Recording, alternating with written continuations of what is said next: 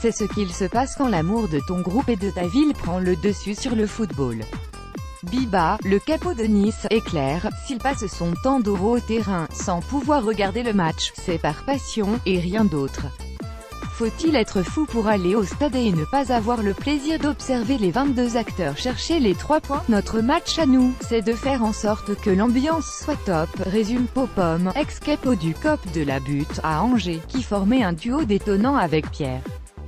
Pour eux, le 4-4-2 ou le repli défensif est secondaire, même s'il aime le football en majorité. Je me régale plus à regarder une tribune qu'à regarder un match de foot, reprend Biba.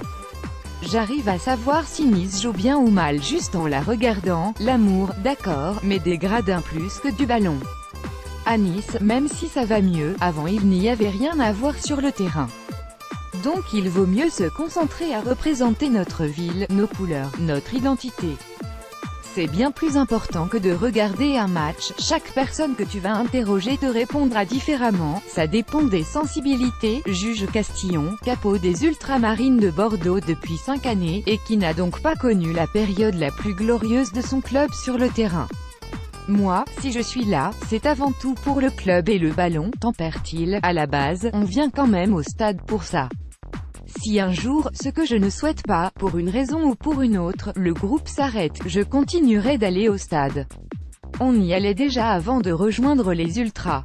Mais mon rôle premier, c'est de supporter le club, c'est nous les garants du spectacle. Quand on lui demande où se trouve le plaisir d'être dos au terrain, Popom éclate de rire.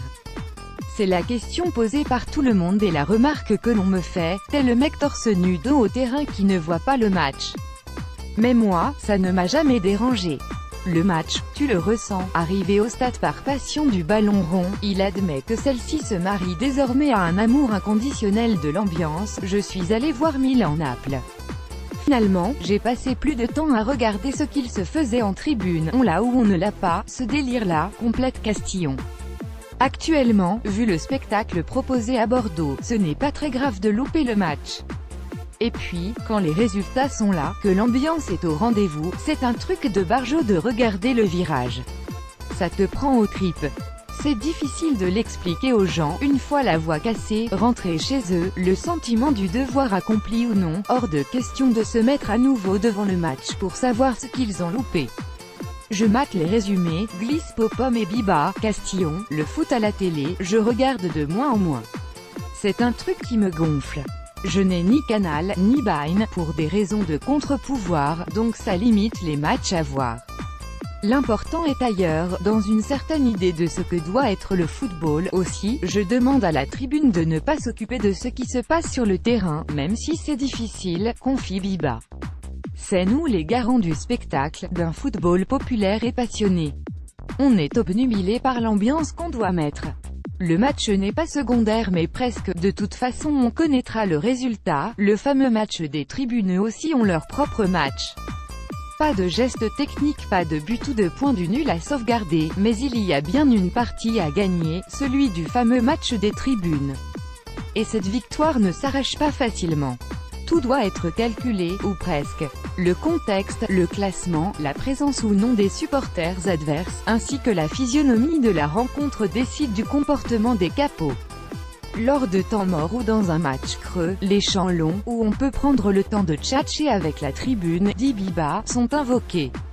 Et quand l'équipe est dans le dur, ou au contraire, en train de pousser pour marquer, il faut des chants forts. C'est ça aussi, être un bon capot, lancer le bon chant au bon moment, continue Castillon. Même si c'est moi qui donne le tempo et le rythme, je le fais aussi en fonction des réactions de la tribune. Et les réactions de la tribune sont souvent liées au match, conclut Biba. Des leviers utilisés selon la performance des siens sur le terrain. Quand ça se passe mal sur le terrain, tu vas te concentrer sur des chants à la gloire du groupe, souligne Biba. Popom confirme, et ajoute, on peut aussi partir dans des délires, simuler des buts ou lancer une chenille. Certains groupes n'aiment pas trop ça, pensent qu'il faut rester sérieux. Mais nous, on aime délirer, montrer l'exemple, toujours y croire, et ne rien lâcher, le groupe, comme les copains, d'abord.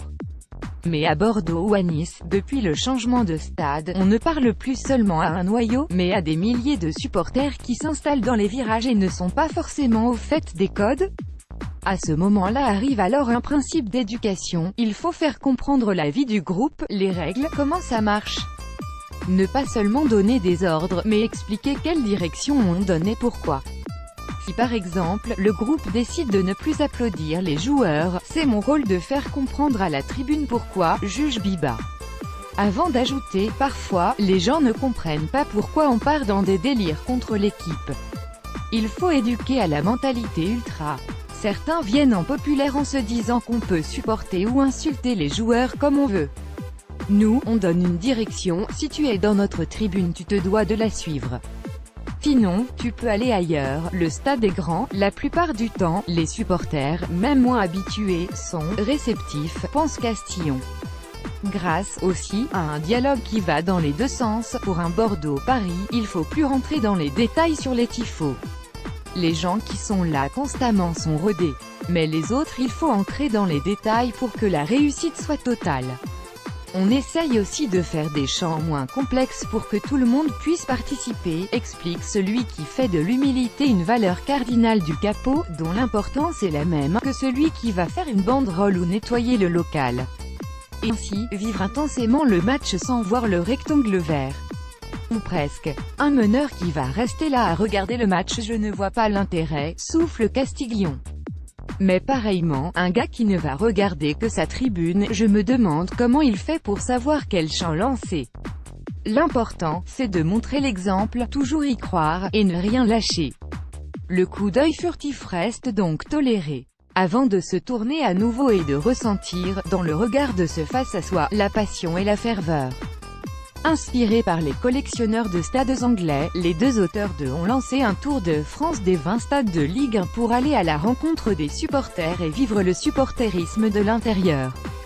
Ils livreront régulièrement leur vision sur eurosport.fr.